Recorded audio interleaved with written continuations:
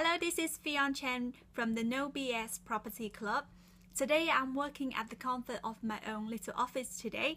Can you please excuse me because I have not got my makeup on today. Today I want to share this little video with you.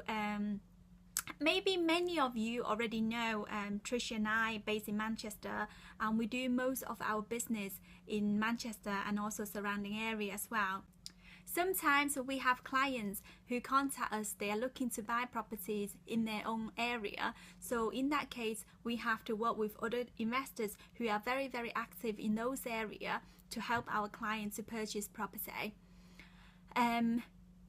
Today I want to share this little video with you just because maybe many of you already know Trish and I are doing property and dealing with some of our clients for many years. I want to share with you some of the hints and tips how to deal with investors. I would love to share three of my top tips with you, how you can actually deal with the investors and become the magnet they want to come to you. So the first tips I would like to share with you is be prepared to win. So what I mean by that is you make sure you understand the deal fully before you can actually pass it on to any of your client or investors. Actually, there are some of the very common questions most investors would like to ask you before they take the deal of you or committed to buy your deal. Say for example, they will ask, what is the agreed price? What is the estimate market value on this property? What is the refurb cost? Is there any refurb or maintenance or repair needed for this property? Because if the property needs any refurb or repair, that means it will need more money spending on the property. So that will reflect on the total purchase price on this property, not just the agreed price on the deal. So make sure you're adding the refurb costs onto the agreed price, so then work out the discount on this deal. Some of other questions that most investors will be asking will be, what is the rental value? Before you answer the question, make sure you do a bit of a research yourself about the area and the rental value. So sometimes, they will be asking, what is the private rent on the property? Because sometimes the private rent is higher than the LHA rate.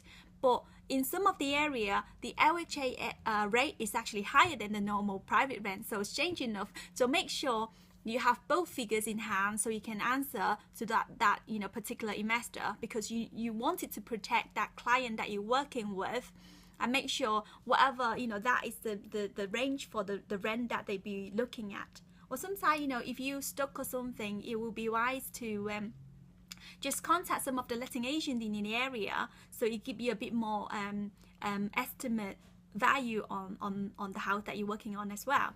So when you have the total purchase price and the rental price, and then the investor will be asking you to work out what is the rental yield on the property.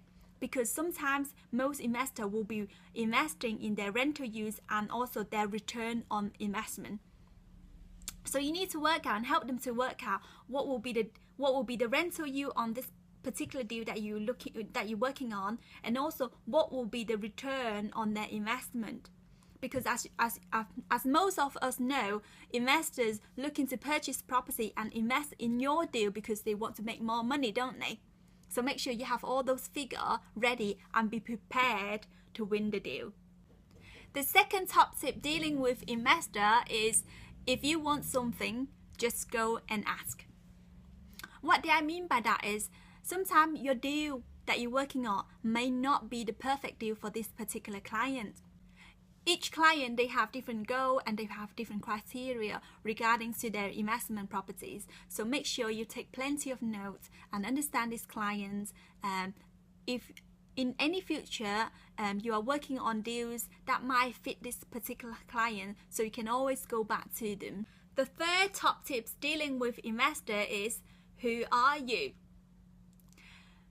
Many of us, very focused on getting the very best deal, and also finding out exactly what the client wants is, what the criteria. Those are very good. but also don't forget to introduce yourself. Let the client know who you are. So when you work with investors and clients, make sure you introduce yourself and you sell yourself. So they understand you, what you do, they understand how much experience that you have, what kind of person you are. So, is it right that we are in the people's business, so people will buy into you because you are special?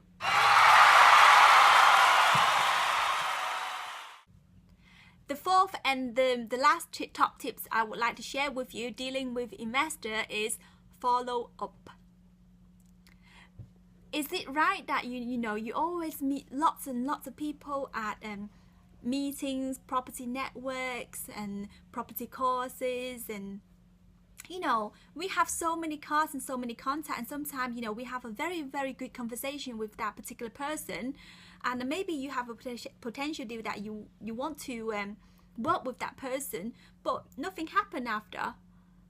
I've noticed one of the things that many of us make mistake is we don't follow up, and this is why even though we think that could be potential business there, but because of we forgot to ring that person, we have not stayed in contact, and it just nothing happened. It just lost an opportunity. So today, 4 top tips I have shared with you today dealing with investor. The first one is be prepared to win. The second one is if you want something, make sure you go and get it. The third one is introduce yourself. Let the client know who you are. The fourth one is follow up.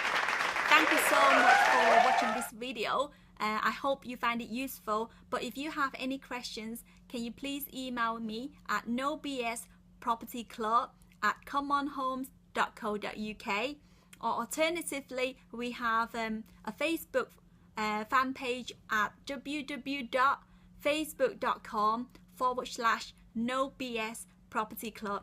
Can you please come and join us? And if you have any question you would like to discuss, please drop me an email. I would love to talk to you soon. Thank you. Bye.